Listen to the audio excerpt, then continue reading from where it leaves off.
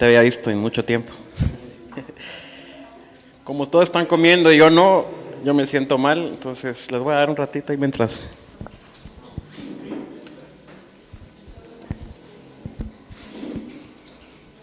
mientras pongo aquí el asunto.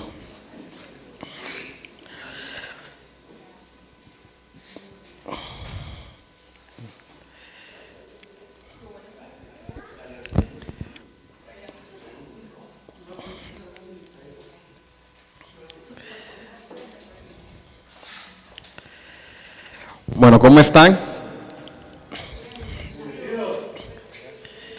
Bendecidos. Ay, Dios.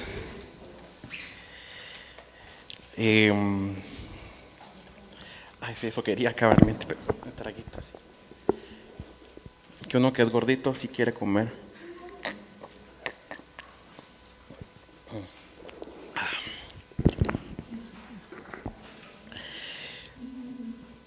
Bueno. Es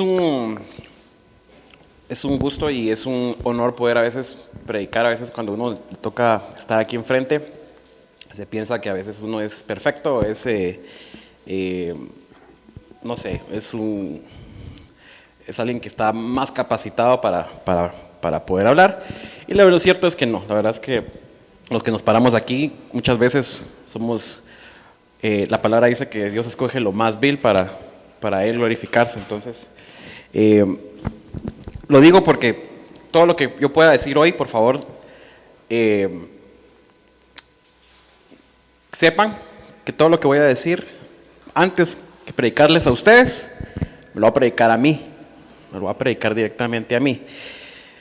Pero antes de poder entrar al tema, que por cierto realmente yo quería que comiéramos después, pero ahorita que están comiendo, pues coman, denle con fe, pero porque es un tema que creo que merece mucha solemnidad, pero no, coman, no, ya están comiendo.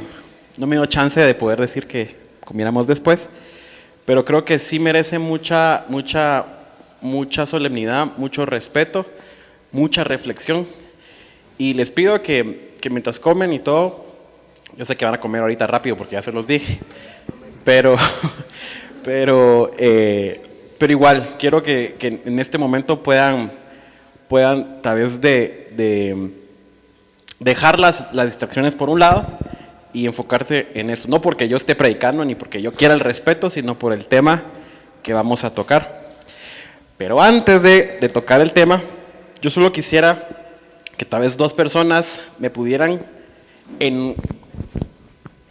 hacer una pequeña recapitulación en unas cuantas palabras. No les voy a dar 5 minutos, sino medio minuto. ¿Qué es lo que han podido aprender de Jesús en esta temática? Que puedan englobar todo lo que han aprendido, todos los temas, y en una frase me lo puedan decir. No, en una frase, no palabra. Sí, necesito que piensen en todo lo que hemos visto y lo puedan condensar en una frase, o en varias palabras, pero quiero saber qué es lo que hay en su corazón.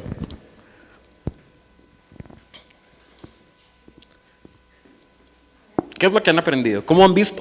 Les voy a cambiar la pregunta. ¿Cómo ha sido cuál es su visión de Jesús ahora?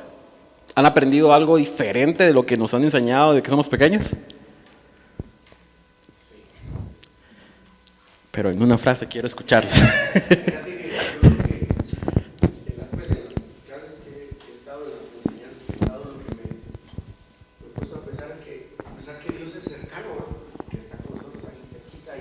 Pero solo por la grabación lo voy a... Que sabemos que Dios está cerca y es cercano, pero al estudiar estos temas de ahorita, también he visto a Dios, a Jesús así, como un tema y alguien profundo, que yo creo que no nos va a alcanzar la vida para realmente descubrirlo como es.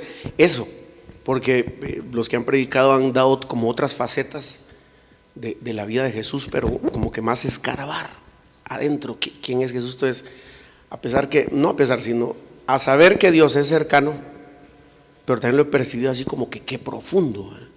Y eso me ha hecho como que lo que vos decías, ser más solemne, porque, o sea, es cierto que es mi cuate, decimos los jóvenes, pero aparte que es mi cuate, es tan profunda su vida, su enseñanza y lo que vino a hacer, que digo yo, igual no creo que lo entendamos en toda la vida. Esa perspectiva he tenido yo con estos temas, fíjate. ¿Oíste? Gracias, Vini. La verdad es que sí, uno de los objetivos de esta temática es llegar a las profundidades de Jesús. Entonces, ¿alguien más? ¿Alguien, una mujer valiente? ¿Quieres salir en cámara o no? Ve qué valiente. Le gusta la cámara. Buenas noches a todos. A mí han habido dos cosas que se me quedaron. El primero es Jesús sacramentado.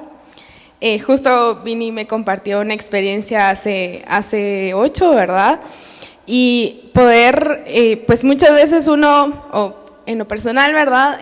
Pasaba a comulgar, ¿verdad? Y hacía mi oración, pero poder sentir verdaderamente a Jesús sacramentado es algo que creo que no se compara, ¿verdad? Y también pues saber que somos merecedores del amor de Dios independientemente de lo que seamos nosotros, ¿verdad? Y entonces esas dos cosas. Gracias. Gracias por la valentía. Un aplauso para la chica número 1. Me va a costar ser solemne porque ya saben que yo soy muy solemne, pero entre mis chistes y entre mi forma de ser, por favor, traten de entenderme. El tema de hoy está muy conectado con el tema del hace 15 que dio Epson, que por cierto fue un tema muy bonito que fue muy profundo y me gustó cómo sacó él tantos elementos de tantas cosas y cómo los conectó. Por cierto, si Gates está viendo esto. No está en vivo, pero está grabado, entonces él lo puede ver posteriormente. Entonces, ¿alguien se recuerda qué fue lo que vimos? La Eucaristía. O en otras palabras, la cena de Pascua. En ese momento, tratando de resumir poco qué es lo que, el contexto de lo que Edson habló, estábamos hablando de que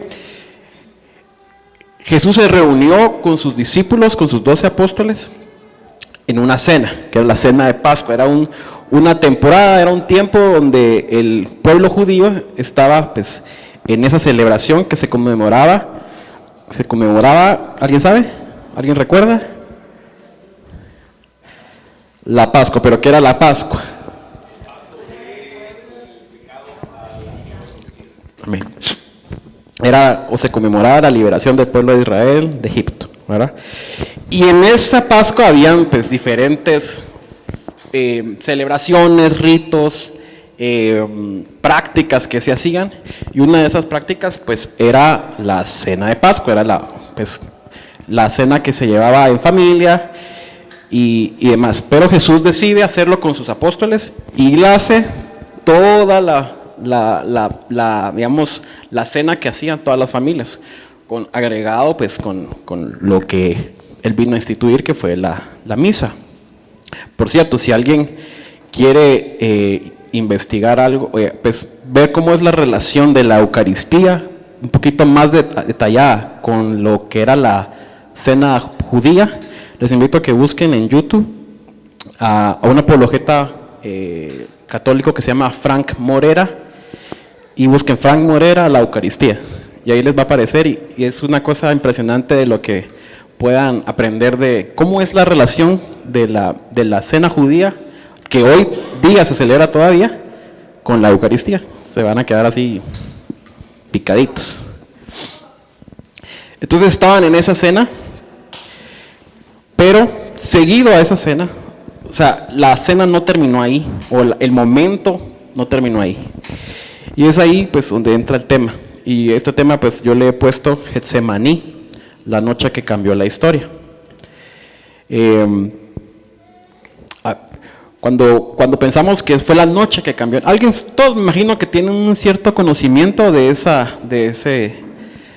historia. La vamos a leer, por supuesto, pero a veces uno dice, la cruz es lo de que Jesús cambió la historia, pero la cruz fue el resultado de esa noche. La cruz fue como el culmen de ese momento. Entonces, esta historia la podemos encontrar en 3 evangelios, Mateo, Lucas y Marcos, pero hoy vamos a leer la parte de Lucas. Entonces, si tienen sus Biblias por ahí, los invito a que vayamos a Lucas capítulo 22, versículo 30 y podemos empezar desde 39. Perdón, no es Lucas, vamos a leer Mateo. Perdón. Mateo, regresémonos. Sí, 29. Solemnemente y regresémonos.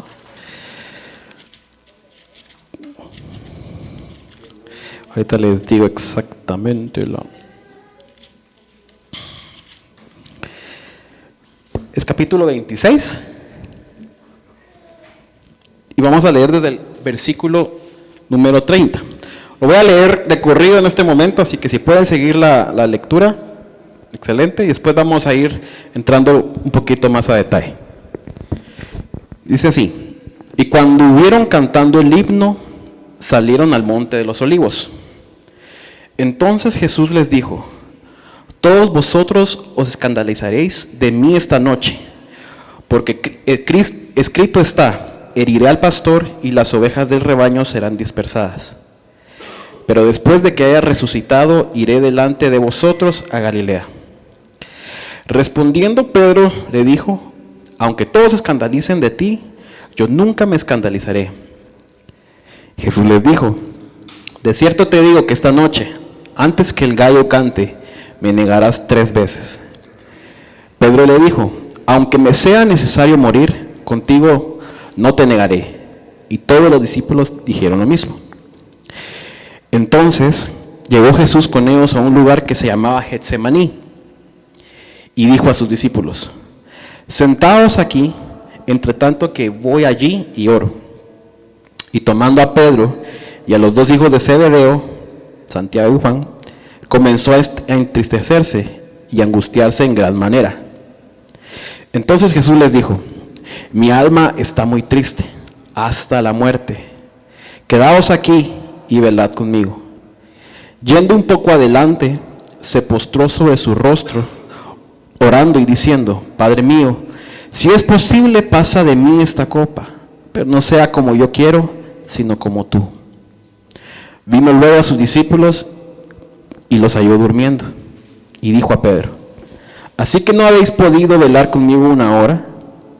Velad y orad para que no entréis en tentación. El espíritu a la verdad está dispuesto, pero la carne le es débil. Otra vez fue y oró por 2ª vez, diciendo: Padre mío, si no puedes pasar de mí esta copa sin que yo la beba, hágase tu voluntad. Vino otra vez y los halló durmiendo, porque los ojos de ellos estaban cargados de sueño. Y dejándolos, se fue de nuevo y oró por 3ª vez, diciendo las mismas palabras. Entonces vino a sus discípulos y les dijo: dormid ya y descansad. He aquí ha llegado la hora y el Hijo del Hombre es entregado en manos de pecadores.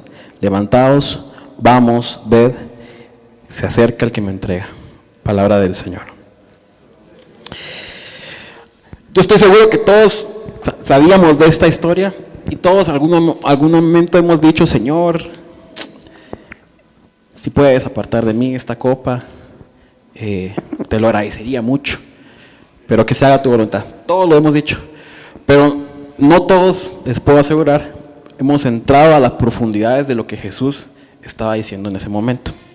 vamos a ir entrando, pero yo sé que fue una lectura bien larga y bien extensa y que pues hay muchas cosas, no sé si voy a poder abarcar todo, pero voy a tratar. Y lo primerito que a mí me llamó la atención es en el verso 30, que es con el que empezamos, que dice que cuando hubieron cantado el himno, o los himnos, dice en otras versiones, o salmos en otras versiones, dice, salieron al monte de los olivos. Y no sé si a mí me llamó la atención porque pues estoy metido en el tema de la alabanza y todo, pero me llama la atención que antes Jesús de entrar a eso es como, no es algo doctrinal ni nada, estoy diciendo lo que yo caché en ese momento. Antes de llegar a ese momento tan difícil para Jesús, lo primero que hizo, o bueno, parte de la cena, porque eso era parte de la cena, pero lo primero que hizo antes de llegar a ese momento fue poner sus ojos en el Señor. La versión que dice Cristian dice Salmos. Y en los Salmos podemos ver a un Dios del pasado, del presente, pero también eso el ver el pasado de Dios, el presente de Dios, nos ayuda a tener la confianza para el futuro de Dios. ¿A qué me quiero referir esto? Cuando podemos ver lo que Él ha hecho, las maravillas que Él ha hecho, los milagros que ha hecho, la salvación que Él ha hecho en tu vida, y lo vemos también solamente en lo que Él está haciendo, nos ayuda a tener la plena confianza de lo que Él va a hacer después. Entonces, punto número 1, cuando entremos en momentos de dificultad, cuando entremos en momentos de angustia, primero lo que tenemos que hacer es, y cuando cantar alabanza no es el canto en sí, no es la melodía, ¿sí? Aunque a veces es bonito y se siente rico y todo lo que quiera, pero no es en sí lo que estamos cantando, no es el momento, que aquí cuando venimos con Vinicio y cantamos, y no es el momento, no es ese en sí, es lo que estamos recordando, lo que estamos pensando, lo que estamos queriendo que en nuestra cabeza esté presente. No sé si me explico.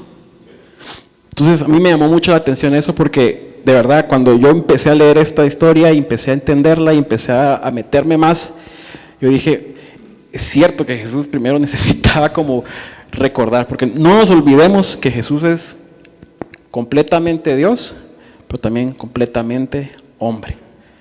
O sea, en ese momento, créanme que Él necesitaba recordar.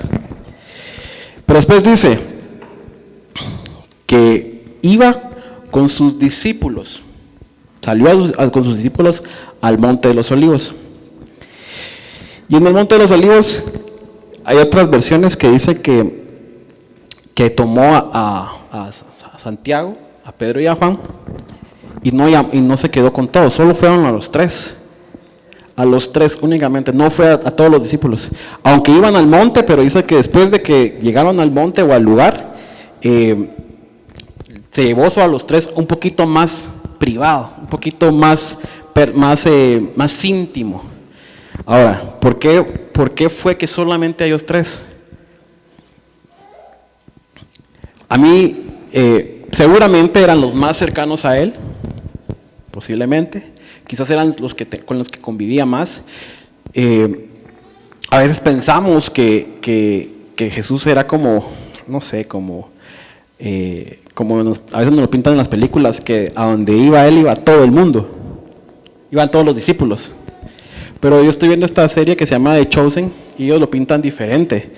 Lo pintan de que Jesús de repente desaparecía y pasaban semanas y se encontraba con ellos y te hacían todo el merequetengue y lo que conocemos en la Biblia, pero tal vez no es que estuvieran todo el día que ahí atrás de Jesús todo el tiempo y no. Y en esos momentos donde no estaban todos juntos, seguramente tenía una cierta relación con Santiago, Pedro y Juan. ¿Y dónde me sacó esto? ¿Por qué lo digo también? Porque los mismos que fueron llamados en ese momento fueron los mismos tres que vieron a Jesús en la transfiguración. Entonces los mismos que vieron a Jesús en su gloria, en su majestad, en ese momento tan sobrenatural, fueron los mismos que vieron a Jesús en la humillación, en la parte más vulnerable de Jesús, en el momento, en la agonía de Jesús, esos mismos tres.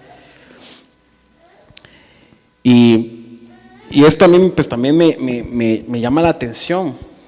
Hola, mamá. Perdón, pues que él saluda. Entonces, llama a esos tres, porque tenía una relación única con ellos. Tenía una relación más cercana, tenían un propósito los tres. Pedro, ¿cuál era el propósito de Pedro?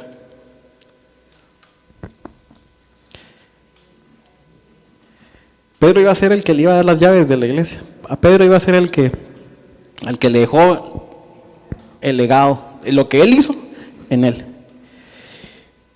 Y él necesitaba ver a ese Jesús primero todopoderoso, pero también necesitaba ver a ese Jesús vulnerable, ¿verdad? Y nosotros necesitamos también ver eso, porque a veces se nos olvida de que Jesús o que Dios bueno, específicamente Jesús, mejor dicho, que Jesús es solo gloria, solo poder, solo majestad, solo milagros, solo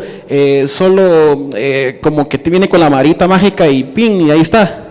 No se nos olvida lo que Él pasó y lo que Él tuvo que hacer para que nosotros podamos tener todo eso que nos da. Pero seguramente estos tres discípulos necesitaban entenderlo antes que todos. Yo no sé si lo entendieron al final, pero por lo menos ellos necesitaban tener esa experiencia que no se los dio a los demás. Seguimos. En el versículo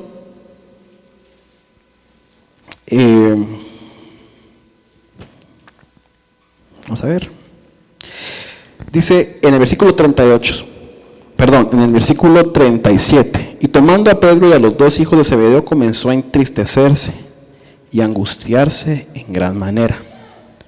En otras versiones dice que Jesús en ese momento estaba tan angustiado, tan estresado, que su cuerpo empezó a sudar sangre. Yo dije, a ver si no son casacas, yo no sé si alguien puede sudar, es sangre. Y dije, tal vez es una expresión de que el escritor lo puso para poder expresar que Jesús estaba viviendo una gran estrés, un gran sufrimiento.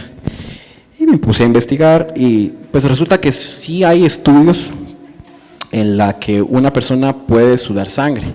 No es muy casual, muy común, sino es muy eventual, casos muy especiales, pero sí existe. Y si ustedes lo quieren buscar y no me quieren creer, se llama hematoidrosis, ¿verdad? Eso es lo que quiere decir, es que el cuerpo de una persona pues la persona está expuesta a unos niveles de estrés tan altos que sus, no sé si son los glóbulos o algo así, se explotan, revientan y entonces empieza a sudar sangre. Ahora yo les pregunto, ¿será que Jesús, a ver cómo se las puedo preguntar, ¿será que Jesús, el estrés o la agonía que él estaba viviendo era por lo que él sabía que le iban a tratar, por las patadas que le iban a dar, por las escupidas que le iban a dar, por la humillación, por que sus discípulos más cercanos, los que lo vieron en ese momento, le iban a negar? ¿Por qué? ¿Por qué iba? ¿Era por eso? Solo con que le digan. ¿Quién levanta la mano y dice, sí, en plano, a Jesús tenía miedo de que lo iban a paliar, lo iban a meter clavos, hay una cuestión que miren el nivel de sufrimiento que iba a Jesús padecer físicamente. No sé explicarlo muy bien, pero cuando a él le metieron los clavos, dice que tocaron un nervio donde cuando él estaba así, para él poder respirar, él tenía que hacer un movimiento. Tenía que levantar esto y al mismo tiempo movía la mano de una forma así.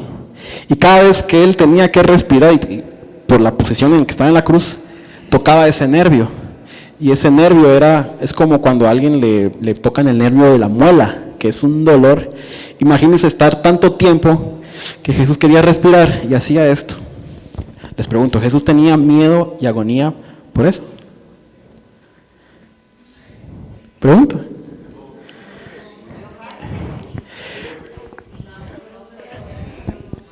Es pregunta truca.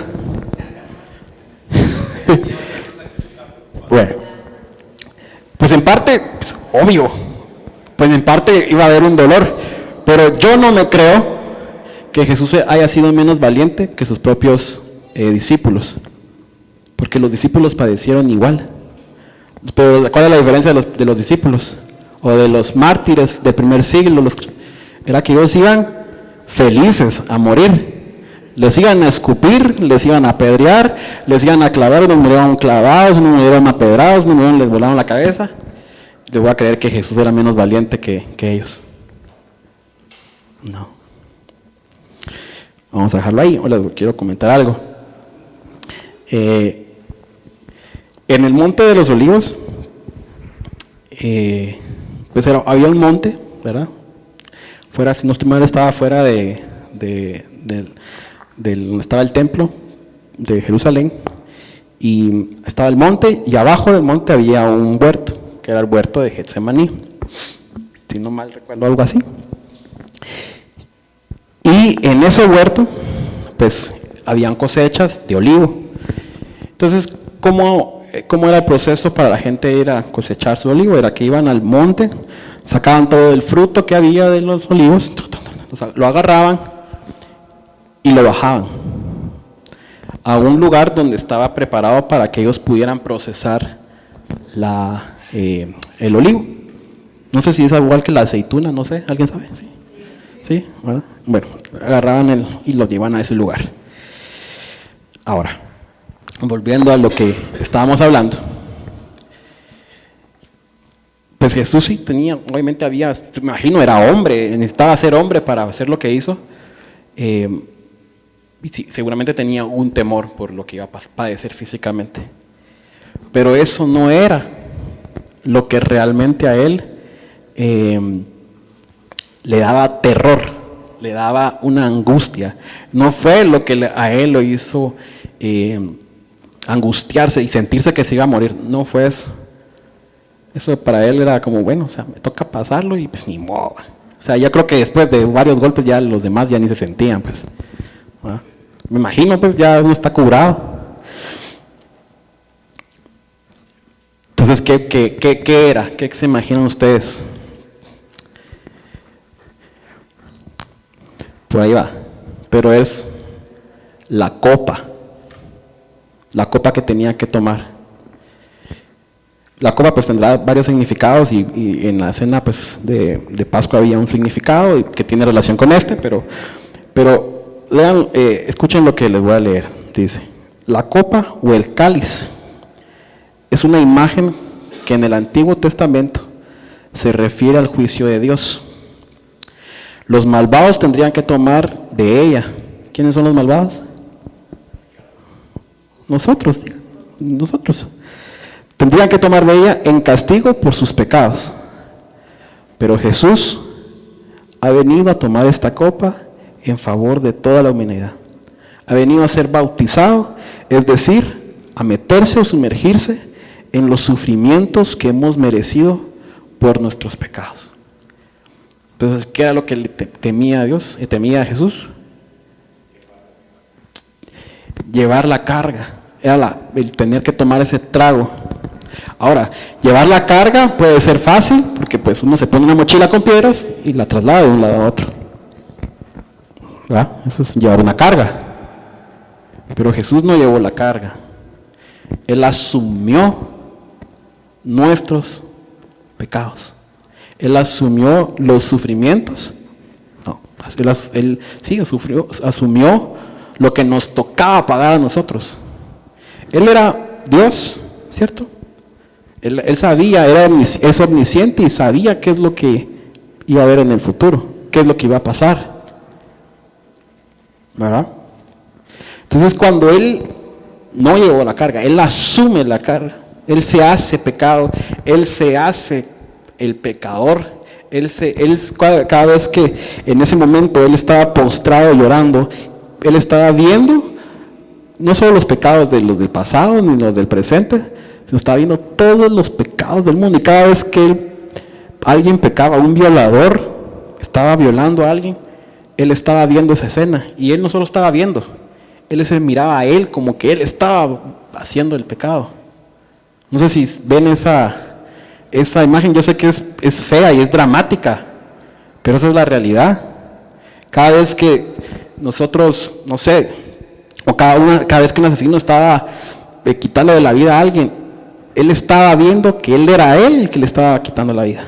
Cada vez que nosotros mentimos, es que Él es el que está mintiendo. Y no sé si me explico, no sé si pueden ver esa imagen, no lo sé, pero Jesús, ese era su mayor miedo, ese era lo que Él estaba padeciendo, porque a pesar de ser un hombre perfecto, sin pecado, sin mancha, tenía que aceptar esa situación. Y no solamente por el haber el pecado, sino que ¿qué pasa por el pecado? La muerte, la separación de Dios. Entonces, aunque Dios no lo estaba despreciando, aunque Dios no estaba, ¿cómo se llama?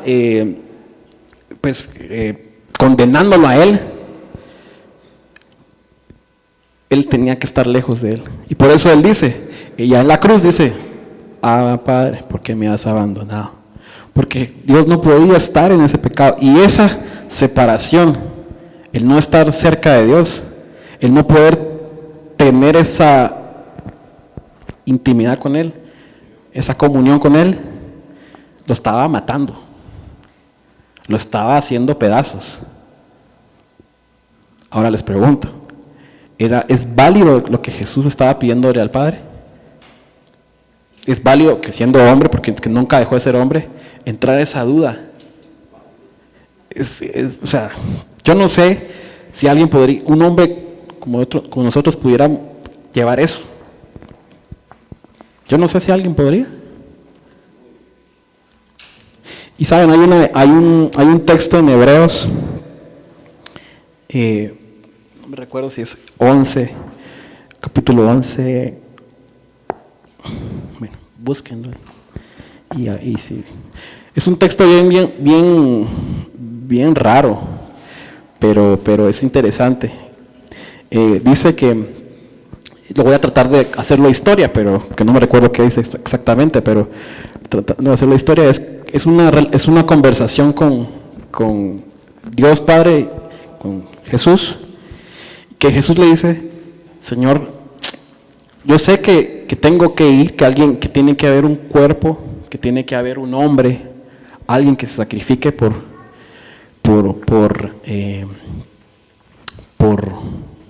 este pueblo. Pero de verdad no hay otra manera. De verdad no hay otra forma. Y Jesús y Dios Padre dice, no lo hay. Entonces la Biblia dice que sacrificios no has querido, mas has preparado un cuerpo para mí. ¿Qué es lo que estaba diciendo? O sea, todo lo que nosotros pudiéramos hacer, todo lo que nosotros pudiéramos tratar de compensar nuestros pecados, no servía. Entonces Él tuvo que venir a encarnarse, a tomarse cuerpo, a llevar esos pecados, a asumir esa carga y a venir a y morir, ser sacrificado y morir. Ahora, ¿por qué eligió el Getsemaní para ese momento?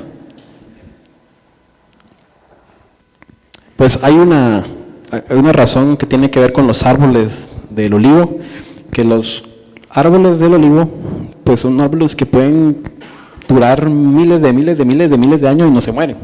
Y no necesitan como que mucho mantenimiento para poder subsistir. Esto pues ya va a salir un poquito del tema, pero es una razón que tiene que ver con la otra que les quiero decir. Pero el árbol de olivo se le puede injertar unas ramas, y esa rama que se le injerta se conecta con la antigua y toma vida la rama, y al mismo tiempo la antigua se mantiene, se sigue llenando como de vida. Entonces hay una relación entre el pueblo de los gentiles y el pueblo de Israel. La rama injertada somos nosotros, y el pueblo de Israel es el árbol viejo, antiguo. Pero que sin el árbol viejo, el nuevo no se mantiene, y sin el nuevo, el otro no se mantiene. No sé si me explico. Entonces, esa es una de las razones, y la otra razón es porque hay en el huerto de los olivos, hay pues es tradición, no es algo que esté en la Biblia, pero la tradición dice que Jesús se postró sobre una piedra. ¿Se recuerdan que les dije que después de que bajaban todos los frutos, los llevaban a un lugar donde iban a ser procesados? ¿Cómo eran procesados? Dice que había unas rocas, en otras palabras, eran unas rocas que eran como una prensa o un molino, donde ponían el fruto, y con una como cosa circular, con ayuda de unos burros o caballos, lo que tuvieran a la mano, digo yo, daban una vuelta y dando vueltas y sacaban el primer aceite.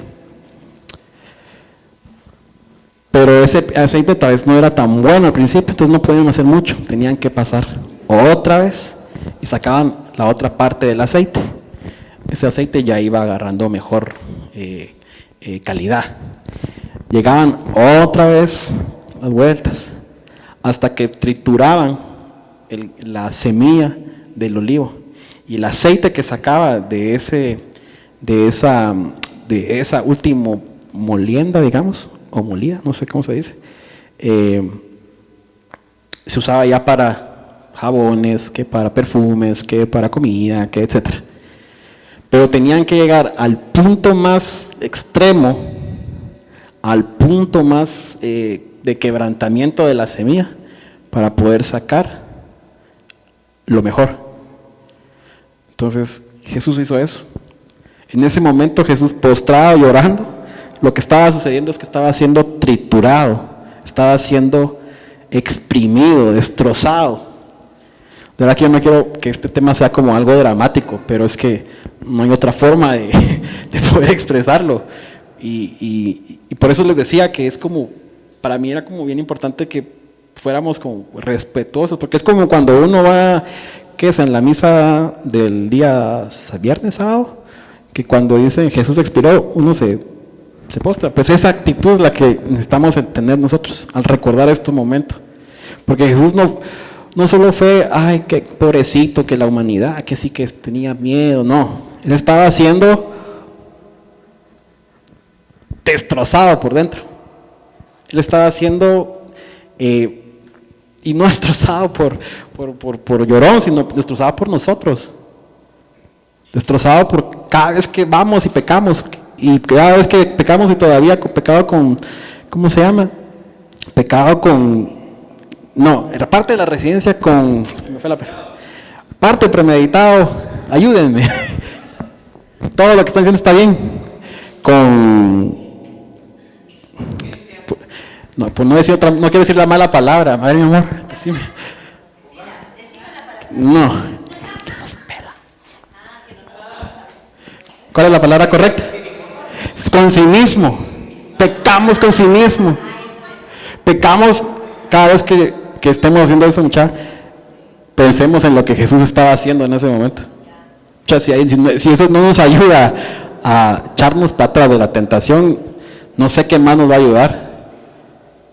Porque, vuelvo y repito, Recuérdense, si ustedes van a ir campantes, a ir a pecar o ir a hacer lo que tengan que hacer, piensen que Jesús no estaba cargando piedritas.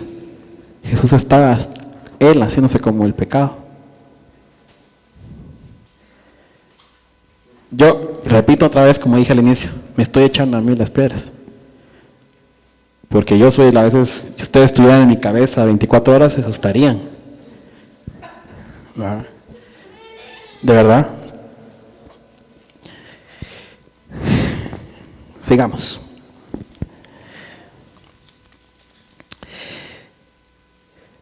En el versículo,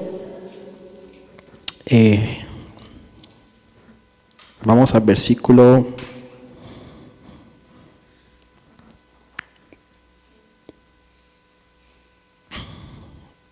42, no, perdón, 40.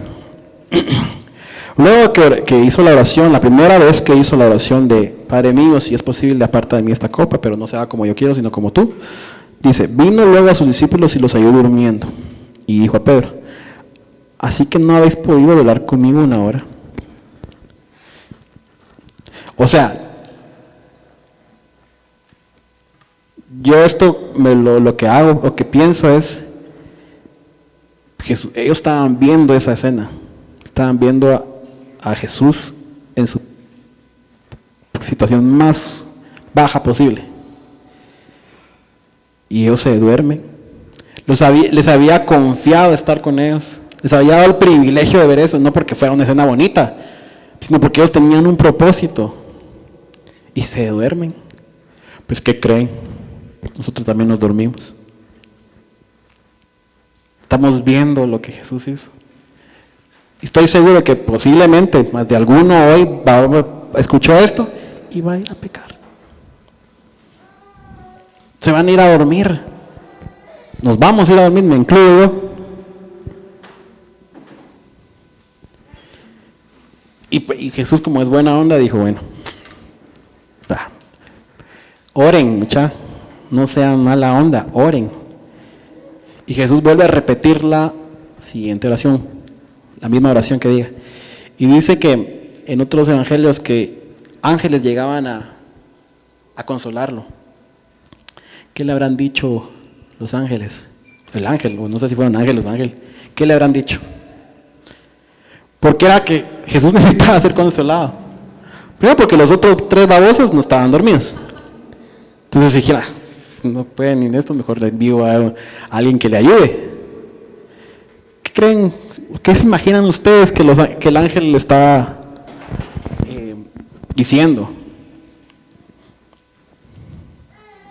Pues yo me lo imaginé, no sé, no lo dice, va, pero me lo imaginé yo. Pues yo creo que el ángel estaba diciendo,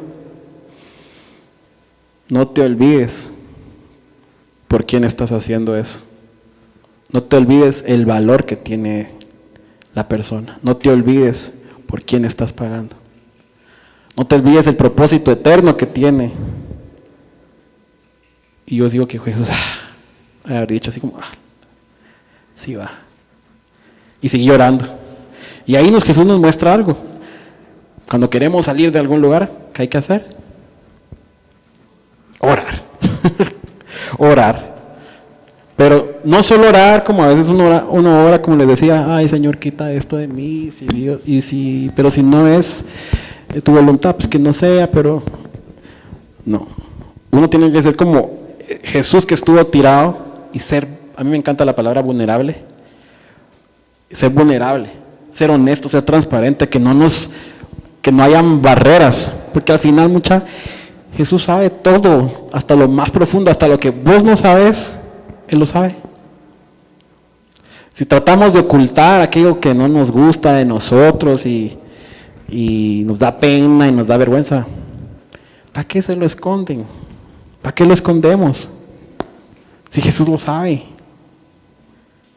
Claro, él como que tiene un cierto gusto porque le digamos las cosas. Suena raro, pero sí. Anhela que le digamos y que insistamos. La Virgen María insistió en las bodas de Caná. Jesús le dijo, pero ¿yo qué tengo que ver con esta onda? Yo vine a pasarla bien, ¿va? Digo que algo así fue mis palabras. Pero no, que mira que el pobre de los chavitos se acaban de casar y ya no tienen vino, ayúdalos, hombre. O sea, fue insistente y logró algo.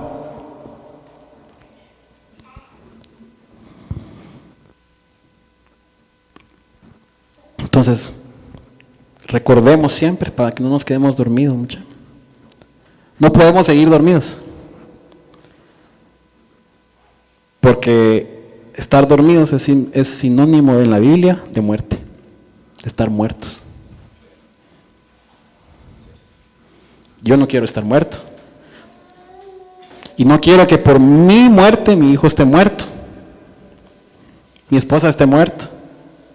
Yo no sé si alguien tiene hijos o esposos, no sé, o novios, o familia, padres. A veces lo que nosotros somos, lo que nosotros reflejamos, se contagia. Diría Aníbal, se contagia.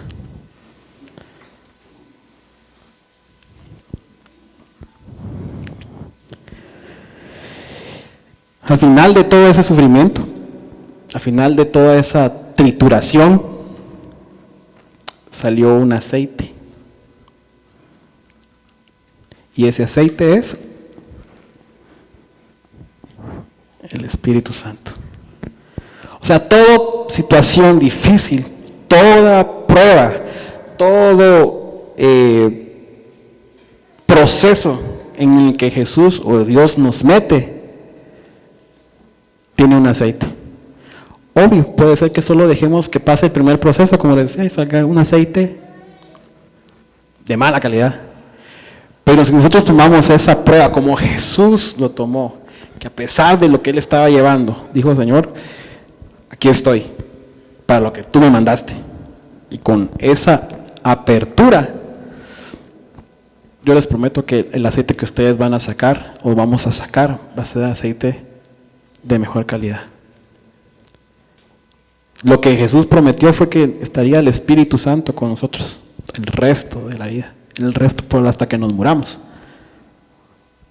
Y eso fue lo que él vivió en ese momento. Porque entonces creo yo que esa fue la noche en que cambió la historia. Porque Jesús pudo haber dicho: me paso de esto, porque era hombre, lo pudo haber hecho. Entonces, sin muerto no hay cruz, y sin cruz no hay redención. Y nosotros, ¿y saben qué es lo más fregado? Que necesitamos pasar por lo mismo. Necesitamos pasar por eso. Porque Jesús lo dijo que quiera seguirme, que tome su cruz y se venga para acá. Vini, no sé si me puedes ayudar. Como suelo hacer, ¿verdad? No me extiendo mucho, pero creo que sí me extendí más de lo normal. Bueno, excepto que porque Silvana ahí hizo su dinámica. Me quitó tiempo, pero... No, pero yo quería pues hablar de esa forma de la historia de Getsemaní y hacer conciencia que no solo es una historia bonita o una frase icónica que se dice muchas veces, sino que tenía un peso importante, tenía una profundidad importante. Así que vamos a orar un ratito. Me parece que siempre que se recibe una palabra, no se puede ir como, bueno, vámonos. Creo que hay que tratar de lo que vimos en la cabeza, lo que recibimos en la cabeza, pasarlo acá. Entonces la oración ayuda.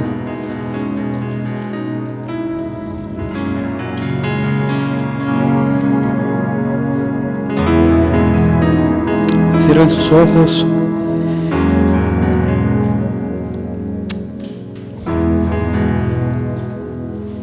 Y quiero que traigas a tu mente ese momento de drama.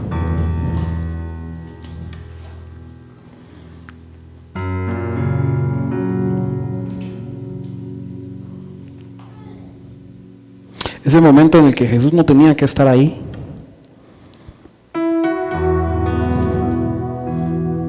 No tenía razón de estar ahí.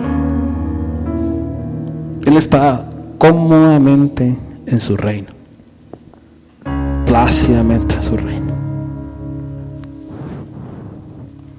Pero escuchó una voz de Dios Padre que lo llamaba.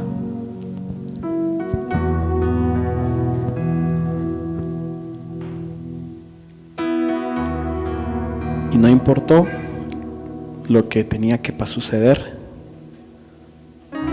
Ahora cuando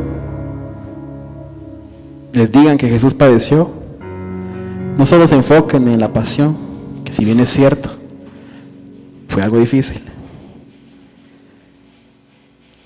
Piensen en lo que Él asumió.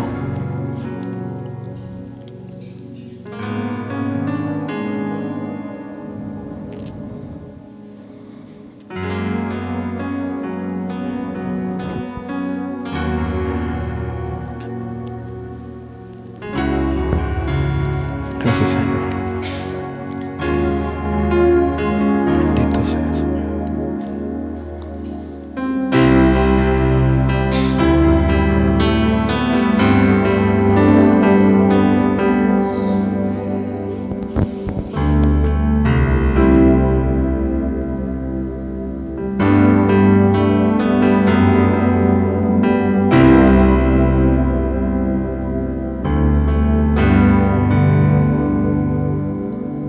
Sobre todo lo creado por tu mano, tú creaste todo, mi Señor. Sobre todo reino y nación, maravillas que el mundo conoció. Sobre toda riqueza y esplendor,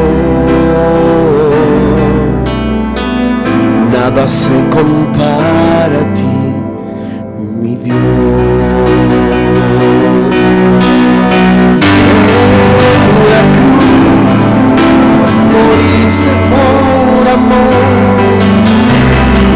no bastó dolor y humillación como flor que alguien pisoteó.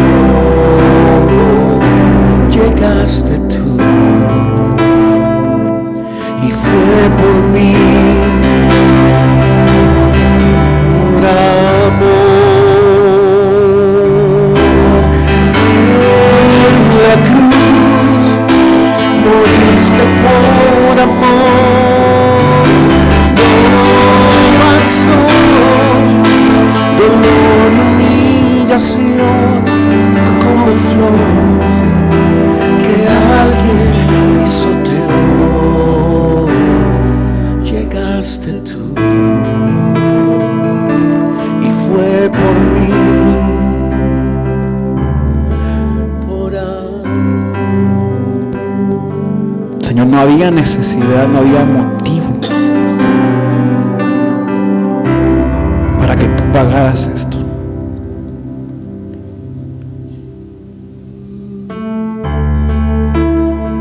No había una razón, Señor, y aún así, por ese amor tan grande,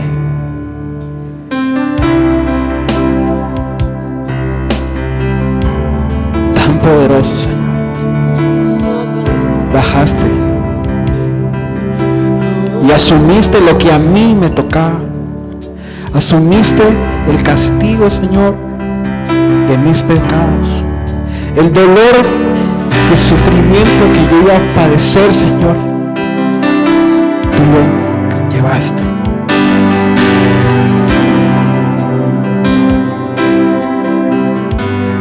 Y fuiste obediente hasta el final, Señor. Recordaste quién era Dios, qué había hecho, qué es lo que iba a hacer a través de ti, Jesús.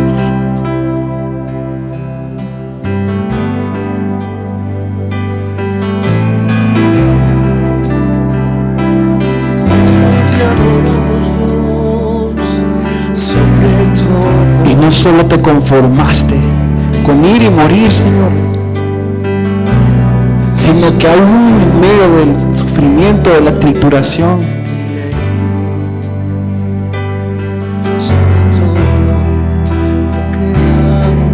derramaste en mí tu Santo Espíritu. Derramaste en mí ese mismo poder que te levantó entre los muertos, ese mismo poder que hizo que los mares se partieran en dos, ese mismo poder que le diste a Pedro está sobre mí, sobre cada uno de nosotros hoy, Señor. Te invito a que te pongas de pie.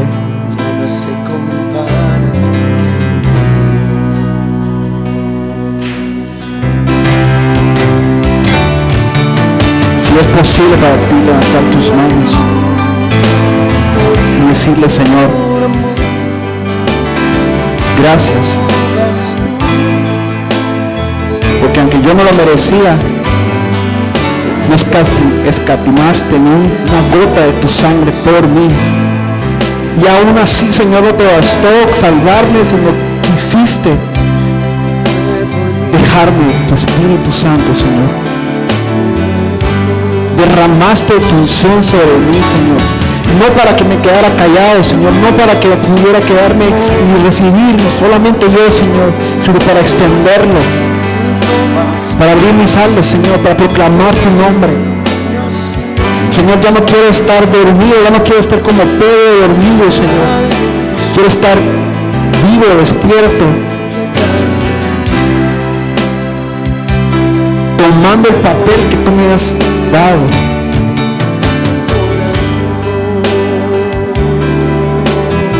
Y diga con nosotros: en la cruz. En la cruz moriste por amor, no bastó dolor y humillación, el que alguien pisoteó. Llegaste tú y fue por mí, por amor. En la cruz, moriste por amor, no bastó dolor y humillación, como flor que alguien pisoteó, llevaste tú,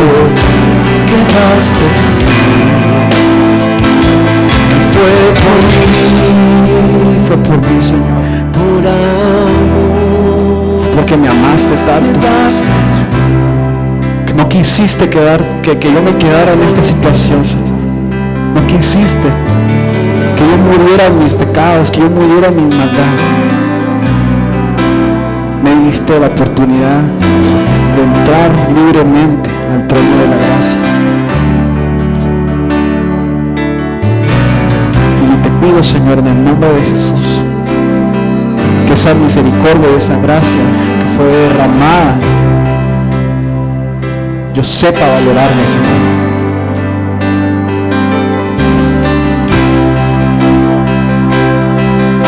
Yo no crea que porque tú eres misericordioso pueda ir y volver a pecar, Señor, sino que valore tanto tu sangre, valore tanto ese momento donde fuiste triturado, Señor.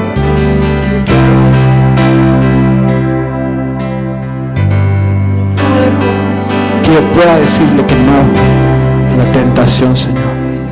Ayúdame a valorar tu sangre. Ayúdame, Señor, amar tu sangre, a no despreciarla.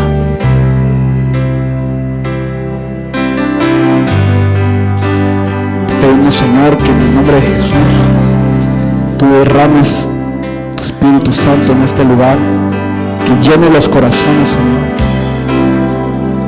Que aquella persona que quizás no se sentía, Señor, amada, salvada, hoy con esta escena, Señor, pueda ver tu gracia, tu misericordia sobre su vida, Señor.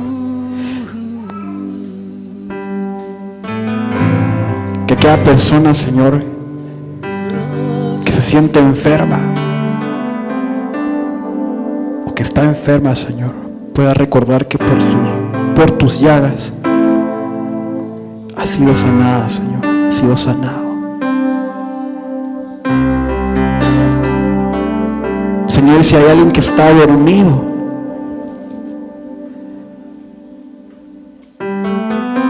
yo te pido, Señor, que incomode su vida.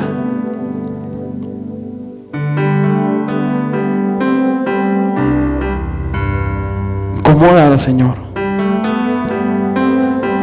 No la dejes tranquila. Háblale por las noches. Despiértala, Señor.